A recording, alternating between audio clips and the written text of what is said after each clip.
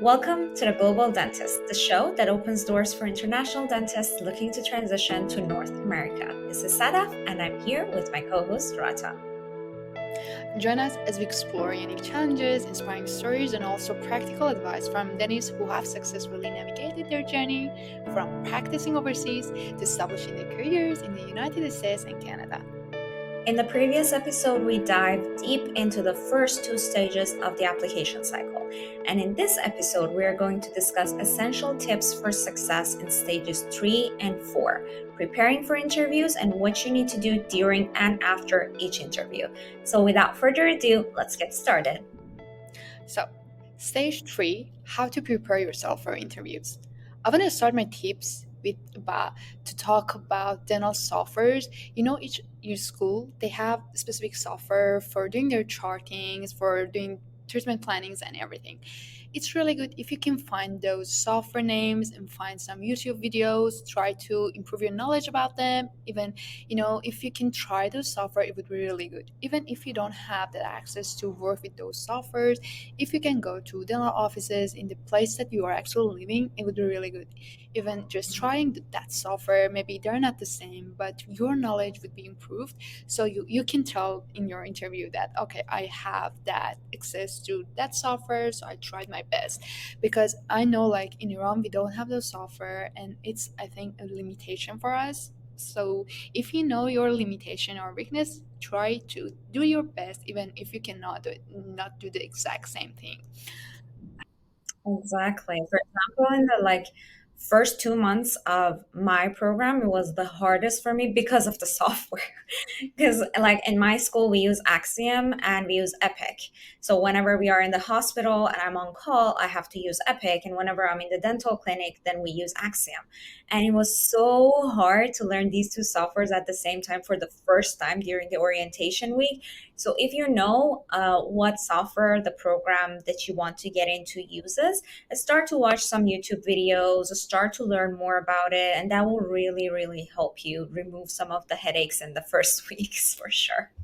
Absolutely. I think that really helped because during my interview, when I was asking residents, okay, what was your challenges the first 3 months? I think 90% of them, they were telling me that we had the problem with software. So we will, even if you do all these steps, you would have that challenges, but it's really good to show yourself that I'm interested in the program. So I've searched about the software and every steps that I'm going to have. And also for the next step, try to seek advice as much as possible. Even your peers, your mentors, everyone that know that you are in the same stage and journey, ask advisors. If you know somebody that actually got matched, try to ask them, even as much as you can, just ask them. But there is something, stay resilient, because sometimes people would not tell you, those positive way. I would say, yeah, as Raza said, be open to constructive criticism. If you ask somebody to review your CV, or if you ask somebody to give you feedback on the way that you talk, or your English, or the way that you interview, be open to negative feedback. Because if you expect everybody to just tell you the positive things, you're never going to learn. I think my biggest critic is and was my husband.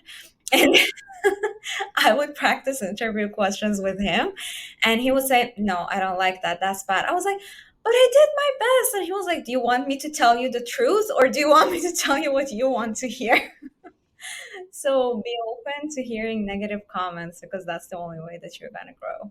That's really good because I got a really a good comment that the moment that it was one of my supervisor, and she told me, you talk really fast, you are kind of, sometimes you're kind of childish, so people cannot trust you. And I was like, oh my god, what should I do now? It was, I think, about 1 week before my interviews, and I was like, okay, I have 1 week that I have to try to not talk as much as, I was super fast. And even like my aunt, I was talking to her and she was like, try to record yourself as much as you can and try to speak slowly, because then people would think, okay, she's in a hurry, she cannot concentrate. You can get that feeling.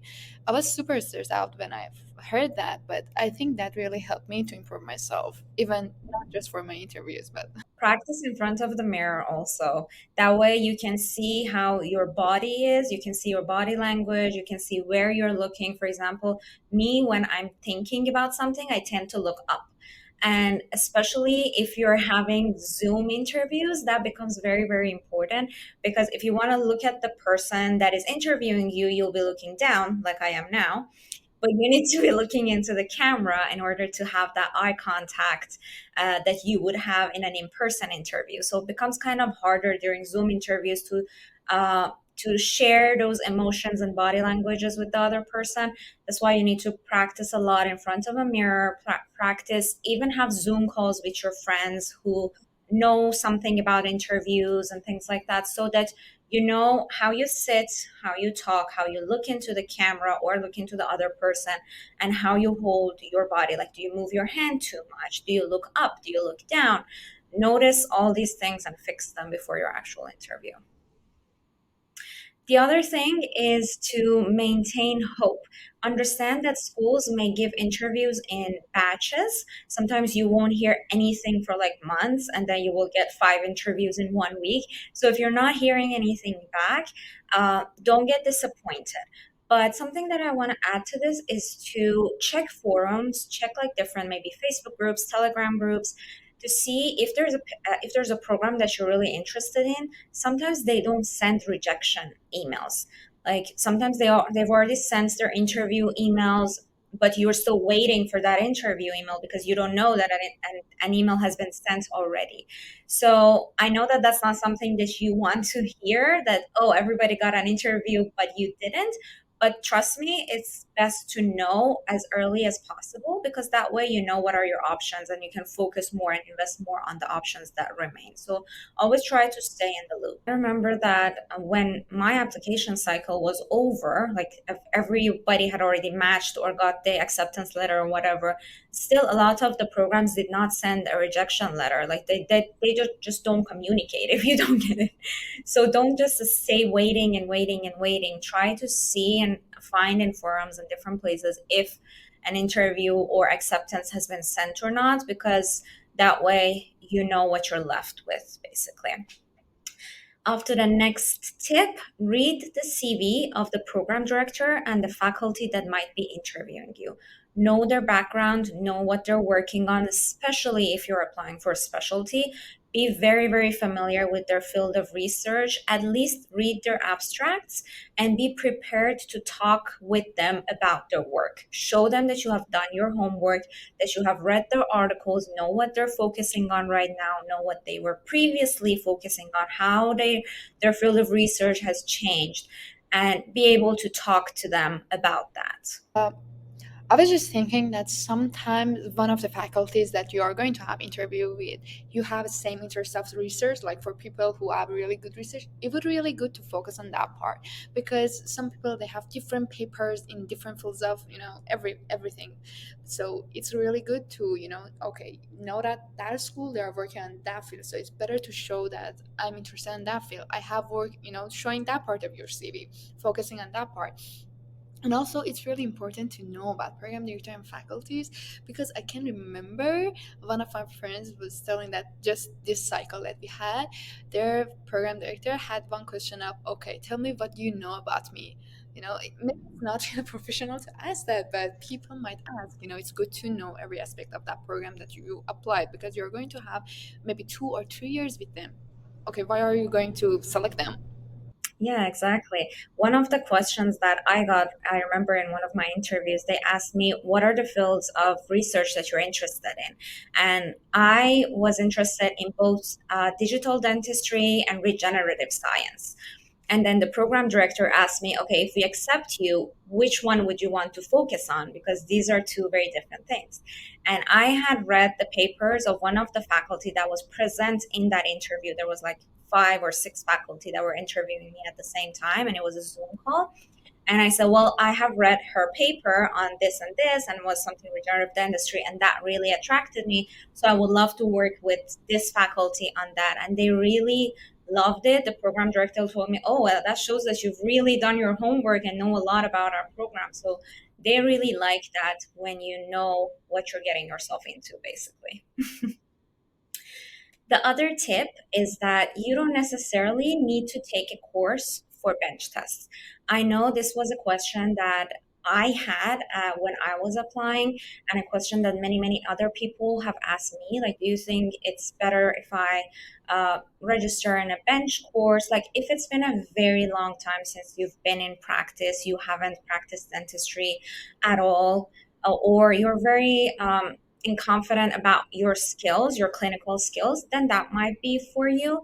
But for me, I was away from practice for a couple of years. Like, I had not practiced dentistry in the clinic, but I still did not take a course. I got all the stuff that I needed off eBay and then set up a little station for myself at home and practice at home. There's a really good YouTube channel on preps by Dr. Stevenson.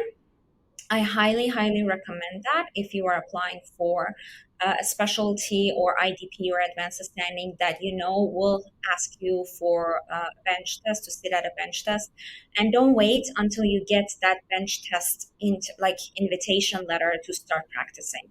Start practicing as soon as you submit all your applications and you know you're done with that stage. Start practicing at home for the bench tests. Yeah, I didn't take any course for that, and I didn't even practice because for pedo you don't need that.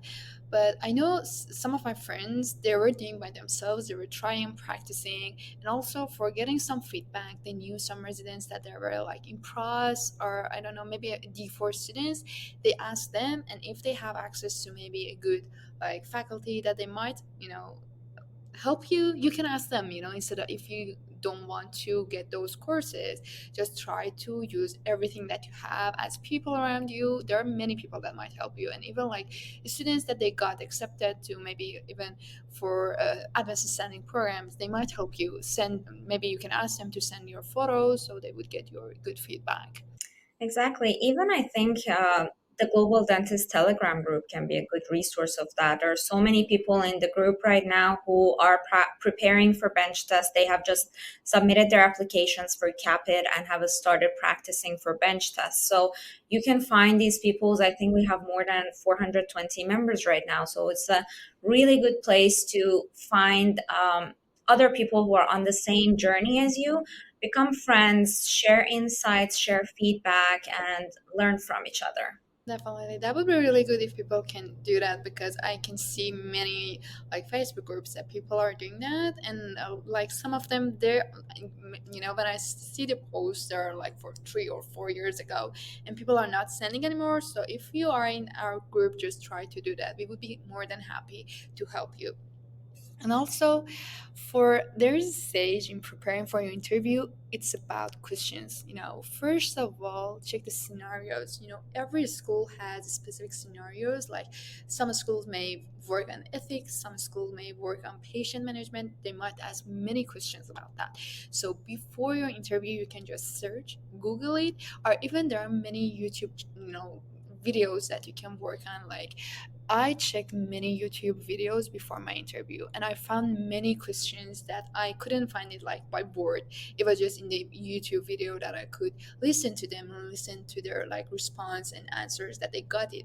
And it's really good because those people they've been accepted or maybe got matched, so they have different ideas. Just try to find the scenarios. Like you can search the scenario like dental residency for that school. You can just put the school name and search about that. You might find many questions, and sometimes there are some websites that you can find different response, and like there are some supervisors or advisors that they would give comments for those responses, so you would know, okay, maybe I should not tell that way because people think the opposite way.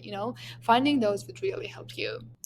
Exactly. I did exactly the same thing. Like, apart from reaching out to the residents of the programs that I got interview from and asking them directly, okay, what did they ask you in the interview?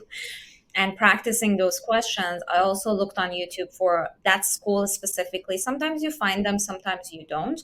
But even if it's not specific to a certain school, you can still learn a lot from it. And even if that video is not even related to dentistry, you can still learn from a lot from it. I watched a lot of like different YouTube videos. It was from like business channels about the first question that they always ask you in an interview, which is tell me about yourself. So that's not a specific to a dental or medical interview. That's a question that you get everywhere. So Don't limit yourself to only dental videos. There's a lot that you can learn from watching videos in other fields as well. Definitely, that really helped because I didn't check other like fields videos. I only just check dentistry, but also I didn't just watch pediatric dentistry question. I tried to improve my knowledge about different fields because I thought, yeah, they're the same kind of. They just want to know you, so the question should be the same, and just. For and talking about the questions, so there are some common questions that most of programs would ask. So first of all, as Sadaf mentioned, tell me about yourself. That usually for this question is a bit tricky because they don't want you to just repeat everything that is on your CV, but you have to be, it's like, I think it's like kind of like your recipe. You have to show your personal side and also show them that you are a professional dentist too. So practice those because that is your first impression when you're talking. So it's really important how you're going to show yourself, how you're going to present yourself. And there are many like typical questions like why you don't want this specialty or you want this program. Tell me. You should have a really good reasons to show them I'm really interested in this position, not just because I want to apply and get accepted to one university. And also why you have applied to this university, like why you think you should be accepted, what are your weaknesses. There are many questions that usually for each program that you're applying doesn't matter, they would ask. Try your best. They might just ask three questions in your interview, but you should try different scenarios as much as you can. Exactly. The most important thing, as you mentioned, is to not repeat everything that's already in your CV. Try to explain your answers in a way that comes as a narrative, as in a story. Remember that you'll always, always get an ethics question that's going to be either about your relationship with your coworkers, like if you have a challenge with a coworker, how would you handle that? Or a challenge with your supervisor. One of the questions that I got was that if last minute I come to you and I ask you to change the treatment plan, what would you do? Like you're ready to get started with the patient, patient's here, you're sitting, I come talk to you and I say, this is not, I don't agree with this treatment plan. Let's change that. What would be your response? So always be ready for those challenging, I would say, social situations and have a good answer for them. Yeah, mentioning that ethics question, I think sometimes for some question there is no correct and false answer for them. Sometimes they just want to see you how you're going to think. Do you know about critical thinking? Do you know how to should solve your problems? It's really important. Do you get angry when they're asking many questions back to back, or you're going to say, yeah, that might happen, blah blah blah. It's really important how you're going to react and manage that situation. It's not just telling, okay, if that happens, I should do that. No, it's not just like a clinical question that you should say, okay, that's my treatment plan. And also, we talk about these typical questions. Sometimes they might ask many challenging questions, like if in your working era, what animal do you think you are? Or I don't know. You can find many challenging questions in different YouTube videos. I checked for them, but when I was preparing myself, I was talking to one of my friends and was like, okay, there are many challenging questions that you cannot find them on websites. So prepare yourself that sometimes they might ask questions that it would be your first time that you're hearing that. You should not be panicked or like, oh, I'm not prepared for that. It's interview, it's important. Sometimes they would ask some question that is their first time too, because they want to see your reaction to how you're going to manage that. So try to prepare as much as possible, but know that sometimes there are many challenging questions that you are not prepared and they might happen in your interview. Okay. And there's another tip that we it might really happen. I want to talk about how to improve your interview skills before your interview. There's something that I did, I think Sarah did too. It's try to practice your mock interviews with anyone that you know. If you, I was in a lab and we were, I think, four people that we were applying. So we tried to improve our skill. We tried to have mock interviews together. We tried as much as we could. We talked many days, and we were, giving feedback and comments together, like, yeah, if you talk that way, if you have that facial expression, it would be better. If you have those friends and peers, it's really good to, have those mock interviews. If you have that access to people who got matched, or, they were accepted, ask them. There are many people that would be more than happy to help you. Just ask them. And also, if you have the budget, you can get people who are professionally helping people to improve their skills for interviews. And do not underestimate the YouTube, because you can find many things. I think for one of the resources that I used, it was for medical residency, that I found many answers, many responses, and I could improve myself. It was both mock interviews and also, checking websites to find more questions, more responses, and everything.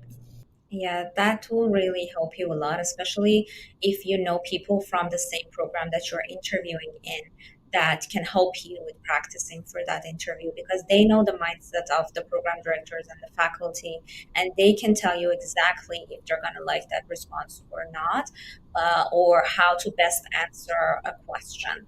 We are going to have a very complete episode on interviews because that takes hours on its own to talk about all the little tips and tricks of the interviews. But for now, let's get into the stage 4 of the application cycle, which is during and after your interview. So, the first tip that I have for you is don't be arrogant. I know that you have a good CV. I know that you have a good background. So do so many other people. Um, don't think that because you have a strong academic background or you have a strong research background or clinical background that you have a sure spot into that program. Always show that you are a humble person, show that you are there to learn and open to new ideas and new experiences. And that's very, very important. On another note, don't try too hard and 100% do not lie during your interview. I see that happen too often for so many unnecessary reasons. I don't know why. People think that they need to be more than what they actually are. Just remember that who you are got you so far, and who you are is more than enough. They want to know who you are as a person, how you think, how you process information. They want to know that they can trust you. So don't undermine your position by saying things that might be exaggerated or might not be 100% truth. Because if that comes out any part during the interview or after the interview, that can completely destroy that position for you. And there's no way that you can go back to that. Yeah, I was just thinking that dental community here in the US is smaller than people think, because they would say like, yeah, there are those schools are in different states, and like, I don't know, that supervisor and that program director, they would not talk, but actually they would, and most of them, they know each other. And when they have someone in common, they might ask, like, for us as international students, and that we don't have that much like US background and experience, like that program director might ask your supervisor and anyone that is you put on your CV. So I've seen many people that put like, I don't know, I have research experience with that supervisor, and they think nobody would know, but actually they might just call, and they don't need to hear that, oh, I don't know that person. Just some reaction, they would get that, they would get that response without actually those words, so they would be, oh, really? So it's done. Like, I was in last week, I was in IDR, and I found that many people that I actually knew, they knew each other too. So, don't underestimate that small community. Yeah. The world is smaller than you think, and not even in like topics as big as like your research, even in the small things, like they always will ask you about your hobbies. Not always, but a lot of times they will ask you about your hobbies. And by reading the program directors and faculty CV, sometimes they have their hobbies there, or you might know the residents and they talk about their hobbies to you. If you have a mutual hobby, great, feel free to talk about it. But if the program director runs marathons and you know that he or she runs marathons, don't just say, oh, I love running and I run marathons if you have never done that in your life. Like, don't lie about it, because they might ask you, oh, so what's your best time? Or when was the last marathon that you run? Did you participate in this specific one or not? They will catch you in your lie, and that's not something worth lying about. So just don't do it. Mhm. So, for the next step during your interview, there's something that is really important. Try to be professional, but also at the same time show them that you're friendly, because sometimes people are just trying to be super professional and they would be like, a sad person or maybe mad person, angry person. Try to have that balance because they want a person that is passionate and also is disciplined. So you have to show both sides. I know many people that they are disciplined, but in their interviews they are trying to be super friendly, that people would think, okay, that person cannot have these challenging program. Try to be yourself. I can, before my interview I was asking residents, okay, do you have any tips for me? Most of them, they were telling me that try to be yourself, but I was like, it's not really good. That time I was like, everyone is telling me, I don't know what should I do. But after my interviews I got that point that try to be yourself, because when you're trying too hard, as Sadaf said, it would be not good in your interview. Just try, to be professional. You can talk to many people and ask about their detailed question and show them that, I think many like residency program they have social night, so that is part of your interview. That many people they think it doesn't matter, but the way that you're talking to people, or the way that you're paying attention to them is really important. Yeah, I know that that becomes very hard for people who are more introverted. Um, I know it was hard for me because I'm more on the introvert side of the spectrum, I would say. But you don't have to be talking to every single person. You don't have to be a social butterfly, but just show that you are friendly, that you want to learn more about other people, that you like spending time with them, getting to know them, asking them questions. Just be yourself, think that you are among your friends and you're just having a great time together. And that's all you need to know. The other tip would be to always think of a few good questions to ask at the end of an interview. I would say the program's interviews are kind of like a date. Imagine that you're on a date with somebody and you don't ask them any question. What would that tell them? That just shows that you're absolutely not interested. So do not be that person who, at the end of the interview, when the program director asks you, "Do you have any questions for us?" Says, "No, I think you answered all my questions." No, you can never have have answer to all your questions. Always know what you want to ask, and the way that you ask that question, the way that you word it, has to show that you're interested in learning more about the program and you're interested in being a part of that program. Yeah, I was just thinking that some like it depends on the program. So if you know more about the program, you might ask better questions. Like some university, they are really good for the digital industry. Maybe you can ask the things that you can do there, or maybe the opportunity for research for programs that they are like kind of research based, and even like how many. Not just asking how many patients do they have, but showing them that you're interested to see patients and asking about those opportunities. Sometimes people would ask like how many days are off in the program. You might not give the good impression to them. They would like think that, okay, that person might not work at all. Like even when you're talking to residents, it's really important how you're asking the questions. Like I know some people that are like, okay, how do you spend your time together, how just asking about that part of program, that how you're going to spend your time, how you're going, how do you have fun together that much. So asking many questions like that would, people would think, okay, that person might not help you. It would just think about that other part of the program. So just try and think about those questions before your interview even, because and that preparing part would help you to be better in your interview. Yeah, and Rata, you told me about an interesting question that you asked during one of your interviews.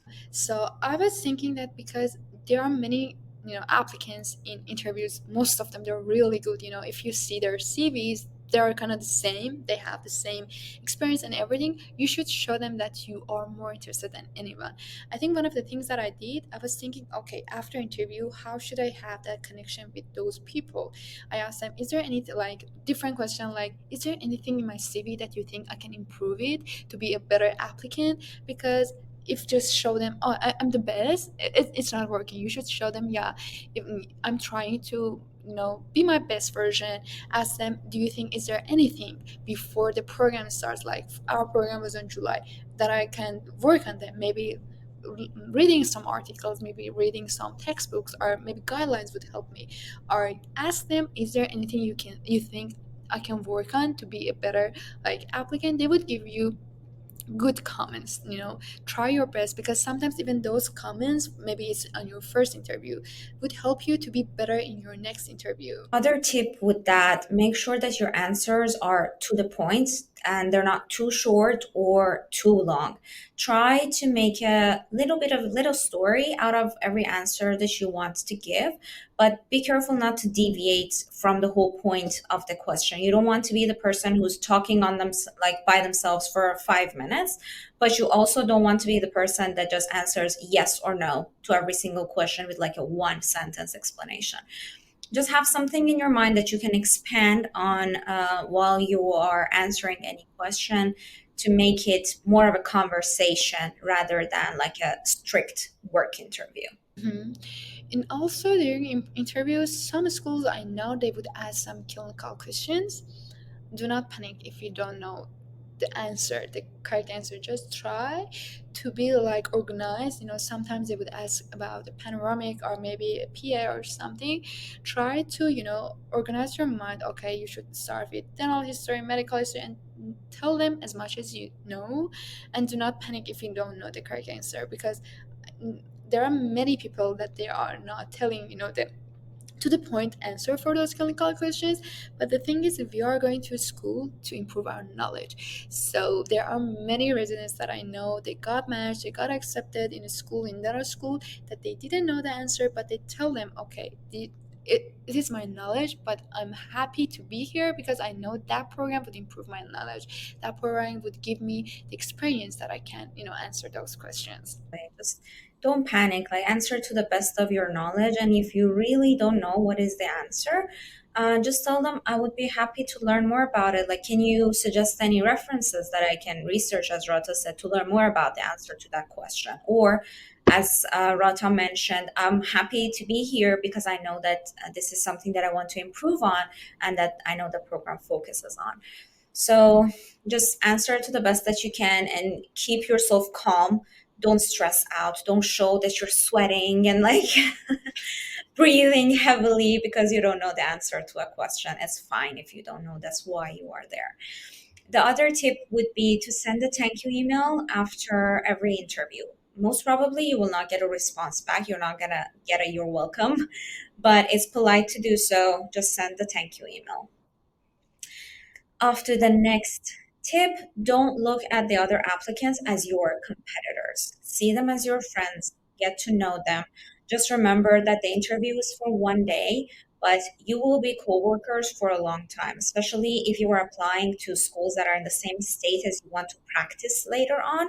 Um, Try to be friends with those people because they will become your coworkers. You are all working in the same state. I am still in touch with some of the people who I only met for like 4 or 5 hours during an interview. We follow each other on Instagram, we talk to each other. And I know that if I have a question about like their school or about the cases that they work on, I can reach out to them and ask. So don't see other people as your competition, see them as friends. Yeah, I think it's really important because sometimes those people that are in the same journey as you, they might help you really good. Like I was in the lab, I think I mentioned that we were three people that we were applying to PIDs. So it seems like okay, we have same CV, so it's when people see that situation, they might think, okay, it's really great competition, a big one, but actually it was not because we were helping each other as much as we could. We got interviews from maybe some schools were the same and some schools were not, and that was really nice because at first when you see okay we are having same interviews, so in each they we have same CVs, but it was not like that. We were practicing together, we were having many mock interviews together. Even sometimes some of my friends were telling me, okay, you should apply to that school too, because you have that thing in your CV that that school really likes, and actually it works. Try to see that way, and it really helps you a lot. So, talking about that procedure, waiting after your interview, try to be resilient as you can, because it's kind of big waiting game. For maybe for CAAPID programs, it's not like that, because many schools would send their acceptance sooner, because some schools like for some programs like PEDS, I think AGD was the same. It was like the phase 2 that you have to wait a lot even after your interviews. Uh, the application process, we know that is super competitive. Every year is going to be more competitive and challenging, but stay to be positive as you can, because even if you're sad or not, the thing would happen. Just try to improve yourself, mm, try to stay positive, because I think I said that I got many rejections, and even I got a rejection after match day. I was matched and I was so happy, and the day after that in the morning I got a rejection from other schools, and I was like, yeah, it's okay. You would get many rejection, and try to think that way, that you just need one school. I know many people that they got just one interview and they got matched like to ortho programs. uh, think that way. It's not like I know many people that they got 10 interviews and they didn't match too. So it's not like to the point, and it's not a guideline to tell, okay, if I got 2 interviews, would I be matched? It's not like that. Just try your best, and try to improve your CV. There are many people that after their interviews they're like, okay, I'm done, I'm not going to do anything. We don't know what's going to happen. If you got accepted, you should improve your CV, because after my interviews I try to get some courses about child behavior, or even I started to read some textbooks. I didn't know that I would be matched or not, but I think even if I'm not matched this year, I should improve my CV. I try to shadow more, I try to improve my CV in every aspect that I could. And if you got matched, it's good, because you would be a better resident or better than a student in that program. Exactly. Always aim for the best, but prepare for the worst. Keep working on yourself, because you never know if you're going to get accepted to the program that you want in the first year. So after your interviews, as Rata said, keep working on your knowledge, on your CV. Make sure that if you have to apply for a second cycle, that you are a much, much better applicant in that second cycle. And that's really important. Just be patient. You're going to get a lot of rejection letters. I got a lot of rejection letters also. That's fine. You're not a match to every single school in the country, and every single school is not a match to you. You just need to find the program that fits your personality, your skills, your mindset the best. And that's all you need. You just need one acceptance. All right, so as we finish and wrap up this episode, make sure to stay tuned for our future episodes where we are going to talk about the exact steps and the roadmap that you need to follow if you have no idea how to start and where to start from. And also, we're going to have interesting interviews and conversations with dentists from different countries and how their journey led them to the US. Also, if you enjoyed this episode, please make sure to subscribe to our YouTube channel, like this video, and if you're listening to us on your favorite podcast platform, leave us a review so we can reach the dentists all over the world. Thank you for listening, and happy Nowruz to all the Iranians out there. Yeah, happy Nowruz, and see you next episode.